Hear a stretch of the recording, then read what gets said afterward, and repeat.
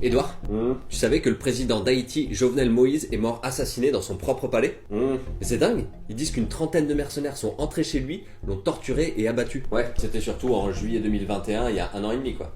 Mais du coup, on en est où de cette histoire? Ok.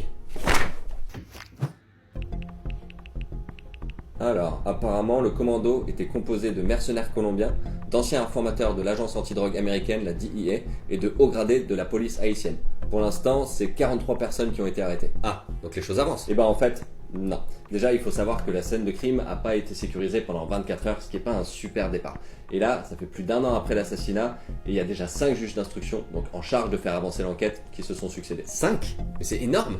Pourquoi? Manque de moyens, manque de sécurité. Après, à Haïti, le juge d'instruction ne dispose que de 3 mois pour réunir toutes les preuves, ce qui dans une affaire aussi complexe que celle-là est impossible. Mais qu'est-ce qui est si complexe? Non mais t'imagines, c'est un président qui se fait assassiner par des mercenaires de différents pays. En tout, t'as les États-Unis, la Colombie, la République dominicaine et Haïti qui sont concernés. C'est ce qu'on appelle un crime transnational et c'est un bazar le truc. Mais on n'a aucune idée de qui est derrière cet assassinat. Il y a des hypothèses, des pistes économiques, la criminalité internationale, mais il y a des raisons politiques aussi. Il y a la femme de Jovenel Moïse, Martine Moïse, qui a été blessée pendant l'attaque, qui s'en est pris à l'actuel Premier ministre du pays, Ariel Henry, qui lui est soupçonné d'avoir eu des conversations téléphoniques avec un des principaux suspects avant et après le meurtre. Et la population, elle veut quoi? Ben il n'y a pas de mobilisation parce qu'elle a d'autres problèmes la population. La guerre des gangs s'est accentuée avec viol, meurtre et kidnapping. Et du coup, c'est qui le nouveau président? Ah ben il n'y en a pas. La présidence est vacante depuis 1 an et demi.